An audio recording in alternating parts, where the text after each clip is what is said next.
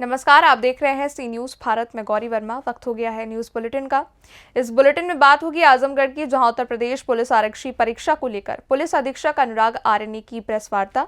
साथ ही चर्चा करेंगे छत्तीसगढ़ की, जहां मनेन्द्रगढ़ में रोजगार के लिए SCCL को सौंपा गया ज्ञापन।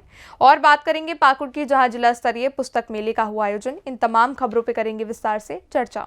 खबर आजमगढ़ से, जहां 17 व 18 फरवरी 2024 को होने वाली उत्तर प्रदेश पुलिस आरक्षी परीक्षा को सकुशल संपन्न कराने हेतु पुलिस द्वारा की गई तैयारियों के संबंध में पुलिस अधीक्षक आजमगढ़ अनुराग आर्य ने प्रेस कॉन्फ्रेंस के माध्यम से विस्तृत जानकारी दी।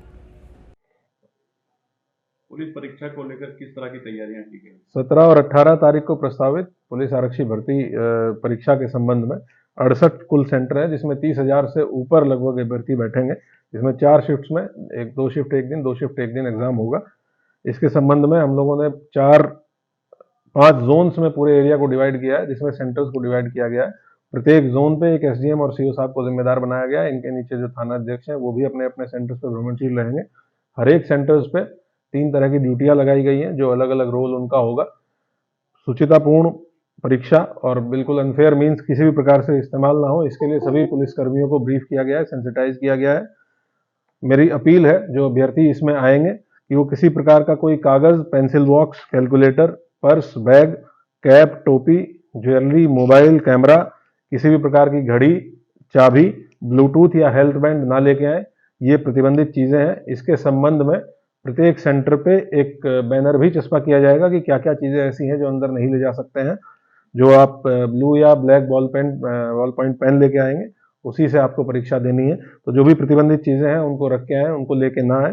और लगातार भ्रमणशील रहते हुए आज से ही सभी सेंटर्स का भ्रमण सारे थाना प्रभारी और COs के द्वारा शुरू कर दिया गया है, जो आज ही सेंटर पे जाके देख लेंगे कि वहाँ पे क्या क्या व्यवस्थाएं हैं, ताकि अगले जो कल का दिन हमारे पास है उसमें उन व्यवस्थाओं को और दुरुस्त किया जा सके। ट्रैफिक के लिए एक विशेष प्लान SP ट्रैफिक के नेतृत्व में बनाया गया है, ताकि कहीं भी कंजेशन ना हो, ट्रैफिक जाम की स्थिति ना हो और लोग अपने एग्जाम सेंटर पे समय से पहुंच सकें। तो इसके लिए भी विस्तृत एक प्रेस नोट जारी किया जाएगा। सभी लोगों से यही अपील है कि समय से सेंटर पर पहुंच जाएं, ताकि आपको जो चेकिंग फ्रिस्किंग है उसके बाद आप अंदर एग्जामिनेशन सेंटर में जाके अच्छे तरीके से अपना एग्जाम दे सकें। आजमगढ़ से सी न्यूज संवाददाता भास्कर की रिपोर्ट। खबर कैमूर से, जहां बिहार बार काउंसिल पटना के नवनिर्वाचित सदस्य जिला बार एसोसिएशन भभुआ कैमूर के सभागार में कैमूर के अधिवक्ताओं के द्वारा स्वागत समारोह का आयोजन किया गया, जिसकी अध्यक्षता रविंद्रनाथ चौबे एवं संचालन श्यामानंद उपाध्याय ने की। वहीं मुख्य अतिथि के रूप में वरीय अधिवक्ता सिविल कोर्ट सासाराम नरेंद्र पांडे के साथ अन्य आगत अतिथियों को अंग वस्त्र व पुष्पहार से सम्मानित किया गया। मौके पर बार एसोसिएशन कैमूर की कोषाध्यक्ष लक्ष्मीकांत तिवारी के द्वारा संबोधन में बताया गया कि रामजी मिश्रा मुखरवक्ता, न्यायप्रिय, कर्मठ, जुझारू के साथ प्रतिभा के धनी व्यक्ति हैं। उन्होंने बार एसोसिएशन पटना के सदस्य पद के लिए पहली बार चुनाव लड़ा और जीत हासिल की। उनकी कर्मठता पर हम सभी अधिवक्ताओं को गर्व है। मौके पर अरविंद पांडे, अधिवक्ता वीरेंद्र पाठक, अली वारिस खान, सुंदर सिंह, वीरेंद्र सिन्हा, चंद्रकांत तिवारी, सासाराम से अधिवक्ता वीरेंद्र पाठक, प्रमोद पांडे, श्यामजी ओझा के साथ समाज सेवी शशि तिवारी सहित अन्य लोग स्वागत समारोह में शिरकत किए। सारी गुरु मंत्र जो मिला आपके द्वारा मिला जी? मैं आज से थोड़े मिल रहा है, ये तो बहुत दिन से मेरे साथ प्रैक्टिस कर रहे हैं, तो जो मिल रहा है मिल रहा है। आखिर और लोगों की अपेक्षा इनके ऊपर आपका श्रेय कैसे गया?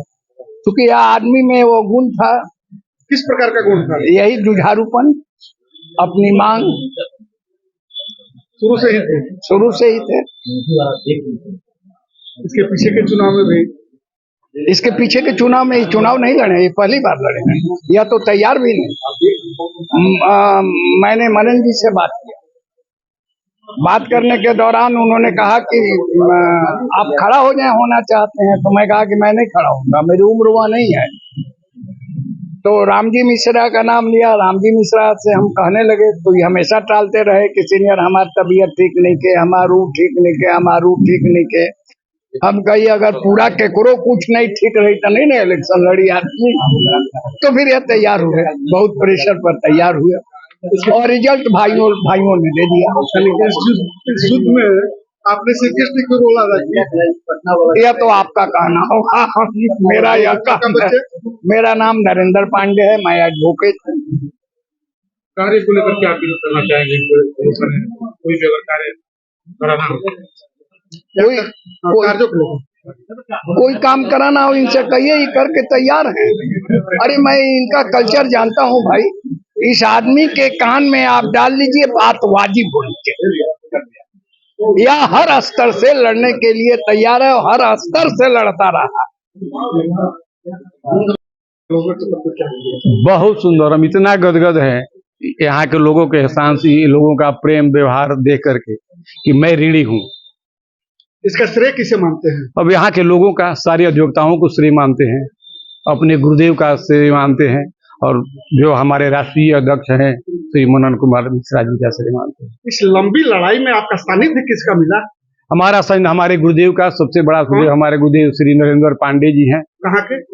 हमारे गुरुदेव हैं सासाराम सिविल कोर्ट के जाने माने वकील, जिनको बेट पांडे के नाम से भी जाना जाता है। तो उनका शुरू से हमें खड़ा करने से लेके यहाँ तक ले जाने से लेकर के, और खास करके हमारे जो ये बंधु यहाँ पर जितने लोग बैठे हुए हैं, सारे लोगों का श्रेय है। चुनाव जीतने से पहले जो आपका मुद्दा था उस मुद्दे पर कितना 100% क्या मुद्दा था? हमारा मुद्दा था कि जो हमारे अधिवक्ताओं का जो लंबित योजना है बहुत दिन से, क्योंकि वेलफेयर वगैरह जो भी बढ़ा, हम लोग का पैसा जो है जा करके ब्लॉक हो जा रहा है। जो पैसा हम लोग का है उस पर सरकार कुंडली मार कर बैठी है। पहले उस पैसा को उजागर करना है कि सार्वजनिक कीजिए कि मेरा फंड कितना है। प्रथम लड़ाई वहां से हमें शुरू करना है, क्योंकि अटॉर्नी जनरल पूरे वो पैसा जो हम लोग का वेलफेयर का फंड है पूरे कुंडली मार कर वहां बैठा हुआ है, उसका कोई बार काउंसिल को हिसाब किताब नहीं। तो पहले चाहे न्यायालय के माध्यम से हो या संघर्ष के माध्यम से उस पैसा का हिसाब किताब वकीलों के बीच में हम लाएंगे। पहला टारगेट हमारा है। पेंशन योजना है, एक वकीलों का हम लोग का है कि मेडिकल क्लेम हम लोग चाहते हैं सरकार से, क्योंकि आप मीडिया के लोग हैं, सारे लोग समझते हैं कि हमारा ये जो प्रबुद्ध समाज वकील है, जो विद्वान समाज कहलाता है, आर्थिक रूप से कितना नीचे दबा हुआ है, हम से ज्यादा आप लोग मीडिया के लोग अवगत हैं। कैमूर से सी न्यूज संवाददाता ओम प्रकाश तिवारी की रिपोर्ट। खबर पाकुड़ से, जहां उपायुक्त मृत्युंजय कुमार बरणवाल ने गुरुवार को डायट भवन परिसर में जिला स्तरीय पुस्तक मेले का उद्घाटन किया। उपायुक्त मृत्युंजय कुमार बरणवाल ने पुस्तक मेले में लगी प्रत्येक प्रकाशन के स्टॉल का अवलोकन किया तथा शिक्षकों व विद्यार्थियों से बातचीत की। उपायुक्त ने इस मौके पर कहा कि हर विद्यार्थी को अपने पाठ्यक्रम की पुस्तकों के अलावा ज्ञानवर्धक अच्छी पुस्तकें भी पढ़नी चाहिए, ताकि उनकी सोच और प्रत्येक विषय के प्रति दृष्टिकोण को विस्तार मिले। उपायुक्त ने हिंदी में छोटे से दोहे का उदाहरण दिया। बता दें, बार बार अभ्यास करने से जो मूर्ख होता है वो भी ज्ञानी बन जाता है। उपायुक्त ने उपस्थित छात्र छात्राओं से कहा, आप सभी इस पुस्तक मेले में अपनी पसंद की एक किताब जरूर लें। इसका भुगतान जिला प्रशासन के द्वारा किया जाएगा। इस दौरान उपायुक्त व सहायक समाहर्ता ने स्टॉल का भी निरीक्षण किया। पुस्तक मेले में कुल 12 स्टॉल लगे हैं, जिसमें राज्य समेत जिला स्तरीय पुस्तक प्रकाशकों ने पुस्तकों का प्रदर्शन किया है। स्टॉल में विभिन्न प्रकार की प्रतियोगी परीक्षा, स्कूली किताबों के साथ साहित्य उपन्यास की किताबें उपलब्ध हैं। मौके पर अनुमंडल पदाधिकारी हरिवंश पंडित, जिला शिक्षा अधीक्षक मुकुल राज, जिला जनसंपर्क पदाधिकारी डॉक्टर चंदन, एरिया ऑफिसर जूही रानी, एडीपीओ जयेंद्र मिश्रा, एसएमपीओ पवन कुमार समेत अन्य लोग उपस्थित थे। शिक्षा विभाग के तत्वाधान में आज देख रहे हैं कि पाकुड़ जिले में एक दिवसीय पुस्तक मेला लगाया गया है, और जिसमें कई प्रकाशक आए हैं और डिफरेंट प्रकाशन की बहुत तरह की ज्ञानवर्धक पुस्तकें यहाँ पर देखने को मिल रही है। और पाकुड़ के सभी निवासियों को बोलूँगा कि आज के दिन यहाँ पर आए, उनको देखें, और यदि कोई उचित पुस्तकें लगे, उनको जानकारी के योग्य लगे, तो ज़रूर ये यहाँ पर पुस्तक को खरीदें और उसको पढ़ें, जिससे कि पुस्तक मेला सफल भी हो और लोगों का ज्ञानवर्धन भी हो। बहुत सारे सरकारी स्कूल के बच्चियाँ भी आए हुए हैं, प्राइवेट स्कूल बहुत सारे प्रिंसिपल वगैरह भी आए हुए हैं, और हमने यहाँ पे एक छोटा सा प्रयास किया है, जितने भी जो सरकारी स्कूल के बच्चे यहाँ आ रहे हैं कि वो अपनी चॉइस की एक पुस्तक यहाँ से ले लें, यहाँ पर ले सकते हैं, लेकिन वो उसको जरूर पढ़ें, जिससे कि उनका ज्ञानवर्धन हो। और उसका है जो जिला प्रशासन के द्वारा है सो उसका है सो फंडिंग किया जाएगा। इसका मेन पर्पस ये है कि जो बच्चे यहाँ पर आए, जो चूँकि अभी डिजिटल एज में देख रहे हैं, तो डिजिटल एज में अभी लोग मोबाइल की तरफ ज़्यादा रुझान होता है। पढ़ने के सब कुछ वहाँ पर है, लेकिन वहाँ पर डिस्ट्रैक्शन काफ़ी ज़्यादा होता है, तो उससे बचकर फोकस होकर कोई भी अपने रुचि का सब्जेक्ट पढ़ेंगे, तो उससे लोगों का ज्ञानवर्धन तो होगा ही होगा, प्लस क्या हो कि अपने इंटरेस्ट के प्रति उनको और आगे बढ़ने को मौका मिलेगा, समझ बढ़ेगी, क्योंकि काफ़ी डाइवर्स फील्ड की पुस्तकें वगैरह। और ऐसा करने से मैं समझता हूँ कि तभी है जो ये पुस्तक मेला का जो औचित्य है, वो जो लक्ष्य है वो सफल होगा।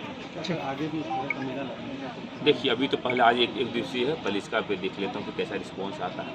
कैसा फीडबैक आता है डिफरेंट स्कूल से, उनसे लेने के बाद भी है तो हम लोग इस पर निर्णय ले। साथ साथ हमने ये भी किया गया कि चूँकि बहुत सारे स्कूल में पुस्तकालय वगैरह भी खोले गए हैं और जिला स्तरीय पुस्तकालय है, इसमें जो भी सूटेबल बुक्स लगते हैं जो वहाँ पर रखने लोग योग्य हैं, क्योंकि बच्चे वहाँ पर जाकर आकर कंपटीशन की तैयारी करते हैं, तो उस तरह के पुस्तकों का लिस्टिंग करके अगर ज़रूरत हो तो सफिशेंट क्वांटिटी में उनके नंबर को पुस्तकें प्रोक्यूर करके वहाँ पर अवेलेबल कराया जाएगा। ये भी हम लोग प्रयास करेंगे। पाकुड़ से सी न्यूज़ संवाददाता पंकज भगत की रिपोर्ट। खबर शाहजहांपुर से, जहां नगर आयुक्त कामता प्रसाद सिंह द्वारा नगर क्षेत्र के रोजा, टिक्कल एवं रोजा बल्लिया स्थित अंत्येष्टि स्थल योजना के अंतर्गत नवनिर्मित अंत्येष्टि स्थल का निरीक्षण किया गया। निरीक्षण के समय टिक्कल स्थित अंत्येष्टि स्थल व शौचालय का निरीक्षण कर पूर्ण परिसर व शौचालय की विशेष साफ सफाई कराए जाने हेतु संबंधित को निर्देशित किया गया। अंत्येष्टि स्थल की बाउंड्री वॉल की रंगाई पुताई कराए जाने के निर्देश दिए गए। इसके उपरांत नगर आयुक्त महोदय द्वारा रोजा बल्लिया स्थित नवनिर्मित अंत्येष्टि स्थल का निरीक्षण किया गया। निरीक्षण के समय दाह संस्कार स्थल के पास प्लास्टर क्षतिग्रस्त पाया गया, जिसको तत्काल ठीक किए जाने हेतु संबंधित को निर्देशित किया गया। साथ ही पूर्ण परिसर में विशेष सफाई अभियान किए जाने के निर्देश भी संबंधितों को दिए गए। निरीक्षण के समय अधिशासी अभियंता सिविल आशीष त्रिवेदी, अवर अभियंता सिविल मनोज कुमार व अन्य लोग उपस्थित रहे। शाहजहांपुर से सी न्यूज़ संवाददाता फसाद खान की रिपोर्ट। मनेंद्रगढ़ विधानसभा पूर्व विधायक कांग्रेस के डॉक्टर विनय जायसवाल के नेतृत्व में एसईसीएल चिरमिरी क्षेत्र में खुल रही नई खदानों में स्थानीय युवाओं को रोजगार उपलब्ध कराने हेतु एसईसीएल मुख्य महाप्रबंधक चिरमिरी क्षेत्र में मुलाकात एवं सांकेतिक धरना प्रदर्शन कर ज्ञापन दिया गया, जिससे कि चिरमिरी क्षेत्र में हो रहे पलायन को रोका जा सके, चिरमिरी के स्थानीय लोगों को रोजगार मिल सके। साथ ही में चिरमिरी क्षेत्र से ही युवाओं को रोजगार देने की बात रखी गई। इस दौरान पूर्व विधायक डॉक्टर विनय जायसवाल ने बताया कि विधायक बनने के बाद हम लोगों ने पहला काम ये किया था कि जो खदानें बंद हैं उनका परीक्षण करके उन खदानों को खुलवाया जाए, क्योंकि बरसों का कोयला अभी भी चिरमिरी में बना हुआ है। साथ ही उन्होंने कहा कि एक सांकेतिक धरना दिया गया है, आने वाले समय में इंक्रीमेंट है। अगर चिरमिरी के बच्चों को नौकरी नहीं दी जाएगी तो हम कोई भी खदान को खोलने नहीं देंगे। आइए जानते हैं इस दौरान उन्होंने और क्या कुछ कहा। के विधायक बनने के बाद हम लोगों ने पहला काम ये किया था कि जो यहाँ की बंद माइन है उसका परीक्षण करके उसको खुलवाया जाए, क्योंकि वर्षों का कोयला अभी वहाँ रिजर्व के रूप में चिरमिरी में बचा हुआ है, लेकिन उसके ऊपर कभी कोई एसईसीएल ने संज्ञान नहीं लिया और यहाँ के जनप्रतिनिधियों ने उसके ऊपर ध्यान नहीं दिया। 2020 में हम लोगों के पहल के बाद जो बंद हुई खदानें हैं उसको खोलने के लिए एसईसीएल ने प्रयास किया। आज लगभग 2 खदानें खुल रही हैं और 2 प्रक्रिया में हैं, जैसा कि जीएम साहब के सामने अभी बात आपने सुना होगा। तो 2 अंजन हिल और बड़तुंगा हिल में जो कंपनी आई है वो 100% एम्प्लॉयमेंट, वो ड्राइवर का हो, क्लीनर का हो, क्लर्क का हो, डाटा एंट्री ऑपरेटर का हो, प्यून का हो, अगर हमारे चिरमिरी के बच्चे उनकी योग्यता रखते हैं तो उनको 100% उसमें नौकरी उनको देना होगा। अभी ये चीज़ जो कंपनियां आई हैं वो ये चीज़ नहीं करना चाहती है, इसलिए आज ये ज्ञापन दिया गया है, एक सांकेतिक धरना दिया गया है।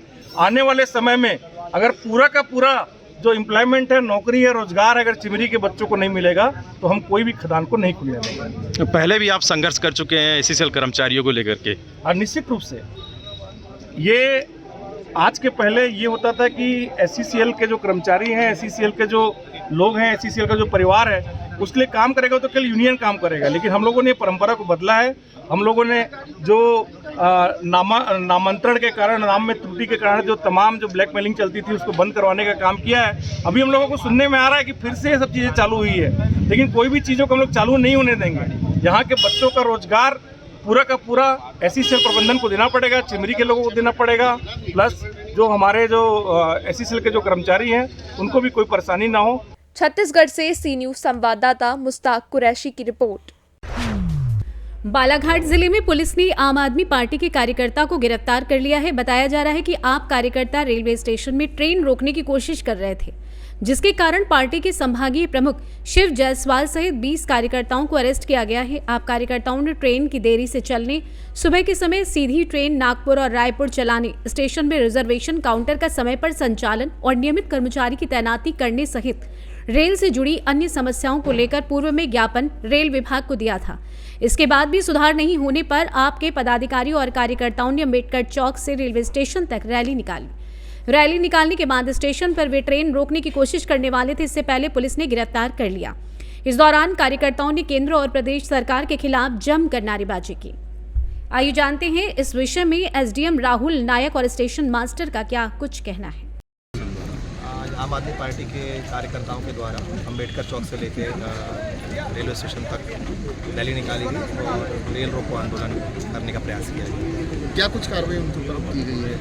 इनके द्वारा ज्ञापन के संबंध में जो कार्रवाई हुई थी, रेलवे के स्टाफ के द्वारा, अधिकारी गणों के द्वारा बताया गया क्या कार्रवाई हुई उनके ज्ञापन के ऊपर, किंतु फिर भी संतुष्ट नहीं थे और रेल रोको इनका प्लानिंग था, इसलिए उन्हें अरेस्ट किया गया। सर, किस मांग को लेकर रेल रोकने जा रहे थे?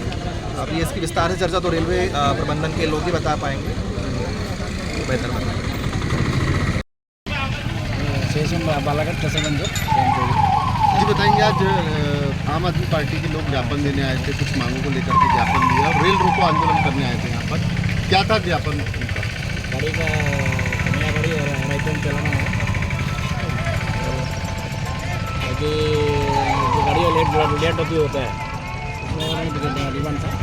हम तो ऊपर वाले खबर दे दिए, सब अवगत करा दिया।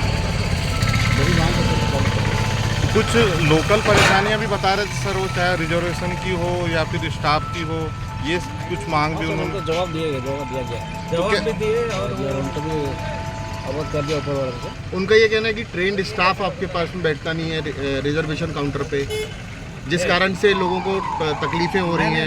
जो पूरा स्टाफ है पूरा ट्रेनिंग वाला है और बाकायदा उन्होंने ट्रेनिंग लिया है और रिजर्वेशन काउंटर में काम करने लायक। क्या नाम आपका? प्रमोद कराड़े, CCI के लिए। ठीक जी, थैंक यू। बालाघाट से सी न्यूज संवाददाता विशाल महानंद की रिपोर्ट। खबर दरभंगा से, जहां लहेरिया सराय बहेरी पथ पर लहेरिया सराय थाना क्षेत्र अंतर्गत खाजा सराय मोहल्ले में स्थित सदर डीएसपी के आवास के ठीक सामने एक स्कॉर्पियो का अगला टायर फटने से स्कॉर्पियो अनियंत्रित हो गई, जो नाले में जाकर गिर गई, जिसमें स्कॉर्पियो सवार 4 व्यक्ति आंशिक रूप से घायल हो गए। जहां सूचना पर लहेरिया सराय थाने की पुलिस घटनास्थल पर पहुंची और वाहन को जब्त कर लिया तथा घायल व्यक्तियों को इलाज के लिए अस्पताल भेज दिया है। क्या नाम हुआ? मेरा नाम बड़े हुआ। ये जो स्कॉर्पियो अभी घटना हुआ यहाँ पर गड्ढे में चला गया, किसी को चोट उट लगा, क्या हुआ, कैसे ही हुआ? वहाँ पे बैठे हुए थे, ठीक है, वो जा रहा था पानी लाने, ठीक, गाड़ी अचानक से स्पीड में आया, ठीक 60-70 के स्पीड में जो भी हो, वो आया एक बाइक के सीधा घुस गया। वो जा रहा था पानी लाने, यहाँ पर उसको लग गया, उसको साइड से, ठीक है, वो लग गया, वो बैठ गया उसको, तो क्या वो गाड़ी सीधा अचानक से वहाँ पर रुक गया। वो तो आदमी वहाँ पर 2-3 आदमी कपड़ा धो रहा था, वो तो बच गया वहाँ पर, लेकिन ये तो शुक्र मनाओ कि वो हरा हुआ नहीं था, ना तो सीधा घर के अंदर ही घुस जाता। वो बच गया आदमी, उसको ले गया, जो उसको लगा हुआ उसको ले गया। ये जगह कौन सी है? ये खाजा सराय हुआ। क्या नाम हुआ आपका? मेरा नाम बड़े हुआ। अभी ये बताइए कि नंदलाल जी, नंदलाल जी क्या घटना हुई, क्या मामला है? गाड़ी का हिसार है, लोग का आना है कि ब्रेक फेल हो गया, चक्का भी ब्रश किया हुआ, जाता भी ब्रश किया, जाता और ब्रेक दोनों, किसी को चोट नहीं आया है, हल्का फल्का ड्राइवर का आया है। स्थानीय लोगों का कुछ हुआ है? नहीं, कुछ नहीं हुआ। कितने लोग थे इसमें सवार? 4-5 आदमी, 2 महिला थी, 3 पुरुष। कहाँ की गाड़ी है? गाड़ी में क्लियर नहीं हो पाया है, लोग बता रहे मरोसा की। हम लोग बता रहा है, लेकिन क्लियर होगा तो बताया जाएगा। क्या नाम हुआ आपका? नंदलाल यादव, कहाँ पे आप? लहरिया सराय। दरभंगा से सी न्यूज संवाददाता देवेंद्र की रिपोर्ट। खबर गाजीपुर जनपद से है, जहां वाराणसी जोन की 11वीं अंतर जनपदीय आर्चरी प्रतियोगिता 2024 का उद्घाटन डीआईजी वाराणसी ओम प्रकाश सिंह एवं एसपी ओमवीर सिंह के द्वारा फीता काटकर किया गया। तो वहीं डीआईजी एवं एसपी के द्वारा खिलाड़ियों को इस प्रतियोगिता को खेल की भावना से खेलने के लिए प्रेरित किया गया तथा उन्हें शपथ दिलाई गई।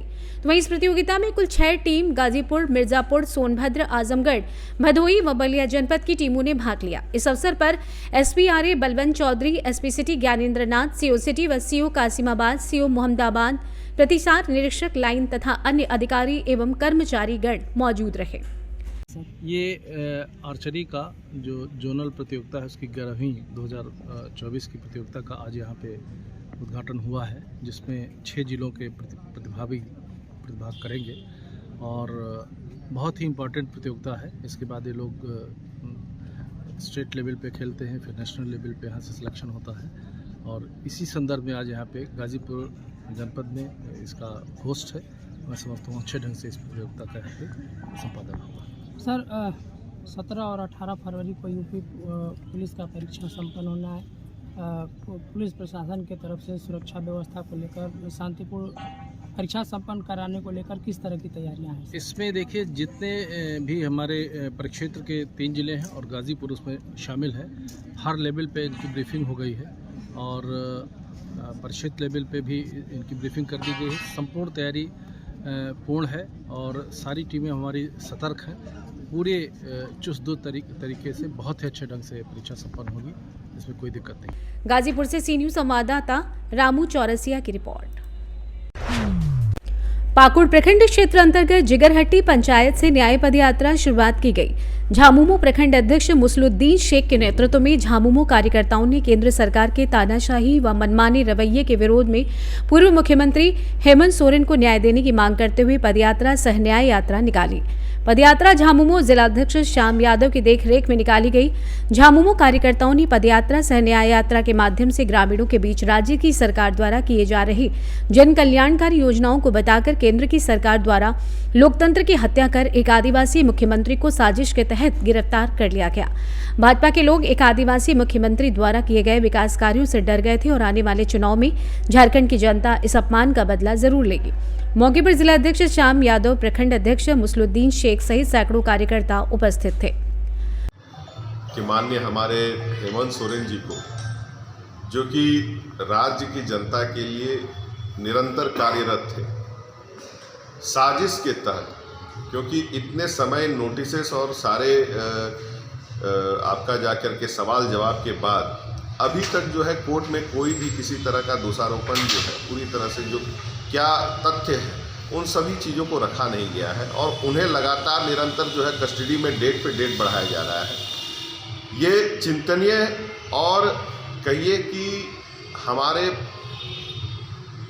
कॉन्स्टिट्यूशन के लिए एक काला दिन, हमारे जो देश के नियम और कानून यहाँ के लोगों को सुविधा देने के लिए है कि यहाँ के लोगों को परेशान करने के लिए है। और जिस तरह से एक साजिश के तहत एक चुनी हुई सरकार, एक आदिवासी मुख्यमंत्री और उन पे जिस तरह का प्रहार, मैं यही कह सकता हूँ कि गलत नहीं, घोर कह सकते हैं, एक काला दिन इस देश के अध्याय में।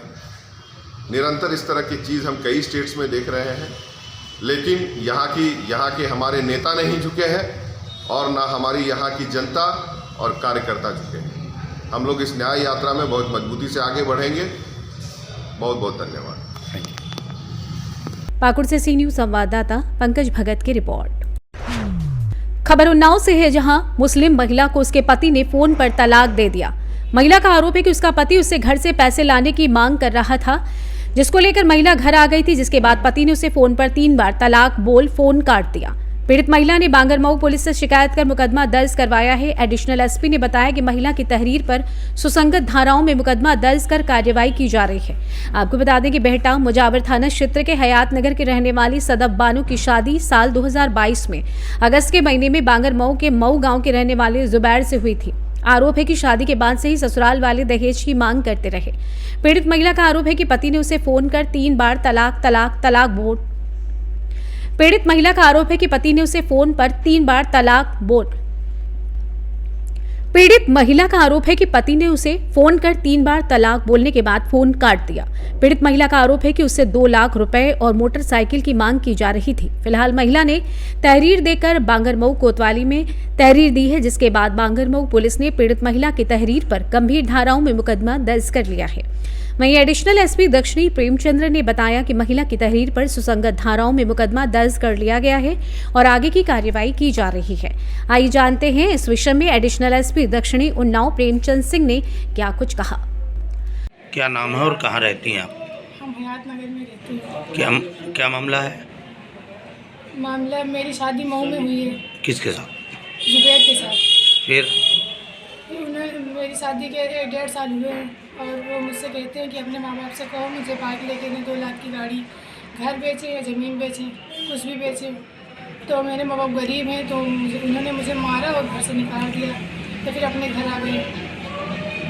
फिर जब से अपने घर में हूँ और कल मुझे तलाक दे दिया फ़ोन पे। क्या कहा उन्होंने? उन्होंने कहा सदर तुम्हें तलाक देते हैं, सदर तुम्हें तलाक देते हैं, सदर तुम्हें तलाक देते हैं, 3 बार कहा और फ़ोन काट दिया हमने। मऊ में 3 तलाक का मामला सामने आया है, क्या पूरा मामला है, तो किस तरह की कार्रवाई की जाए? ये मामला आया हुआ है, इस संबंध में थाना बांगर मऊ में मुकदमा लिखा हुआ है दहेज पीड़न और मुस्लिम विवाह संरक्षण अधिनियम के तहत, और इसमें विवेचना की जा रही है। विवेचना के उपरांत जो भी साक्ष्य मिलेंगे उस साक्ष्य के आधार पर कार्रवाई की जाएगी। उन्नाव से सी न्यूज़ संवाददाता अजय कुमार की रिपोर्ट। फिलहाल के लिए न्यूज़ बुलेटिन में बस इतना ही। देश और दुनिया की बड़ी खबरों के लिए आप देखते रहिए सी न्यूज़ भारत।